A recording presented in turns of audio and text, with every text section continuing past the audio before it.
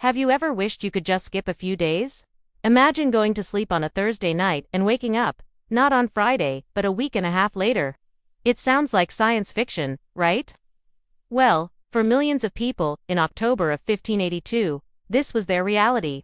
They went to bed on October 4th and woke up the next morning to find that the date was October 15th. 10 entire days had vanished from the calendar. So, where did those days go? Was it a bizarre time travel event? A global prank? The answer is actually a fascinating story about science, history, and our struggle to keep time with the cosmos. To understand why these 10 days were erased, we need to travel back even further in time. All the way to ancient Rome and Julius Caesar. In 46 BC, Caesar introduced a new calendar that would shape Western civilization for centuries.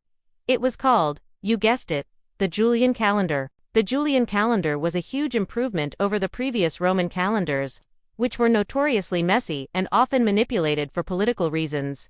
Caesar, with the help of the astronomer Sosigenes of Alexandria, designed a system that was much more logical. It had 365 days in a year. And to account for the fact that the Earth does unorbit the Sun in a perfect 365 days, they added a leap day every 4 years. A year with 366 days. Simple, effective, and a massive step forward. For over 1600 years, the Julian calendar was the standard across Europe. It seemed to work perfectly. The seasons arrived more or less on time, festivals were celebrated, and life went on. But there was a tiny, almost unnoticeable flaw in Caesar's calculations. The actual time it takes for the Earth to orbit the Sun, a solar year, isn't exactly 365.25 days. It's slightly shorter, by about 11 minutes and 14 seconds. It's approximately 365.24 to 2 days. Now, 11 minutes a year might not sound like a big deal. You probably spend more time than that deciding what to watch on YouTube, but over centuries, those 11 minutes add up. Like a clock that runs just a tiny bit fast. The Julian calendar was slowly but surely drifting out of sync with the actual seasons. By the 16th century, this drift was becoming a serious problem. Every 128 years, the calendar gained an extra day against the solar year. By the 1500s, the calendar was off by a whopping 10 days. This wasn't just an inconvenience for farmers trying to plant their crops. It had profound religious implications, especially for the Christian Church. The date of Easter, the most important festival in the Christian calendar, is determined by the spring equinox. The First Council of Nicaea in 325 AD had set the spring equinox to March 21st, but by the 1580s, the actual astronomical equinox was happening around March 11th according to the calendar. Easter was drifting later and later into the spring. And that was a big problem for the Church, which valued tradition and precision in its holy celebrations. Enter Pope Gregory XIII. He was a man of reform and was determined to fix this celestial mess. He assembled a commission of the best astronomers and mathematicians of the era. Led by the Italian astronomer Aloysius Lilius and the German Jesuit mathematician Christopher Clavius, their task was twofold. First, they had to correct the accumulated error and bring the calendar back in line with the seasons. Second, they had to create a new system to prevent this drift from ever happening again.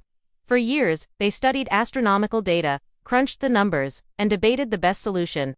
The solution they devised was brilliant in its simplicity and accuracy. The first part of their plan was the most dramatic.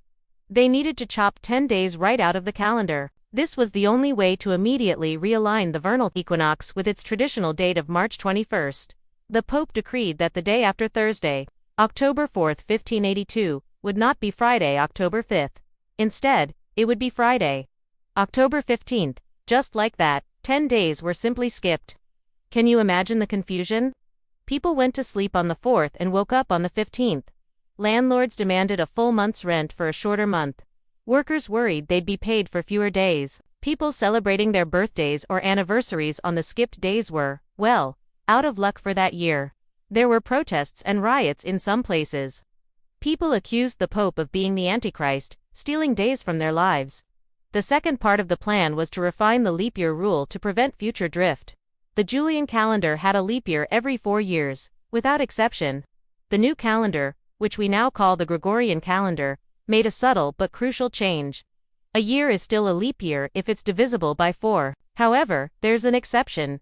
Century years, like 1700, 1800, or 1900, are not leap years unless they are also divisible by 400. So, the year 1600 was a leap year, and the year 2000 was a leap year, but 1700, 1800, and 1900 were not. This small tweak makes the average length of a Gregorian calendar year 365.24 to 5 days, which is incredibly close to the actual solar year of 365.24 to 2 days. The Gregorian calendar is so accurate that it's only off by about 26 seconds per year. It will take over 3,000 years for it to be off by just one full day. Now, you might think that once the Pope made his decree, the whole world just switched over. But it wasn't that simple. The 16th century was a time of major religious division in Europe due to the Protestant Reformation. The new calendar was seen as a Catholic invention. So, while Catholic countries like Italy, Spain, Portugal, and Poland adopted the change immediately in 1582, Protestant countries were highly suspicious and refused to follow suit. Great Britain and its American colonies, for example, stubbornly stuck with the old Julian calendar for another 170 years. This created a bizarre situation where different parts of Europe were living on different dates. For nearly 2 centuries, you could travel from France to England and literally travel back in time by 10 or 11 days. International business, diplomacy, and even personal correspondence became a logistical nightmare. People had to write letters with 2 dates on them, like October 1st 11th, to avoid confusion. It wasn't until 1752 that Great Britain finally bit the bullet and adopted the Gregorian calendar. By then, the drift had increased to 11 days. So, in September 1752, the British Empire skipped 11 days. Jumping from Wednesday, September 2nd, straight to Thursday, September 14th, again, there were public protests.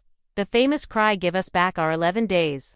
supposedly rang through the streets, although many historians now think these riots were exaggerated. Other countries took even longer. Russia didn't switch until after the Bolshevik Revolution in 1918, which is why their October Revolution actually happened in November, according to the Gregorian calendar. Greece was the last European country to adopt it, making the switch in 1923.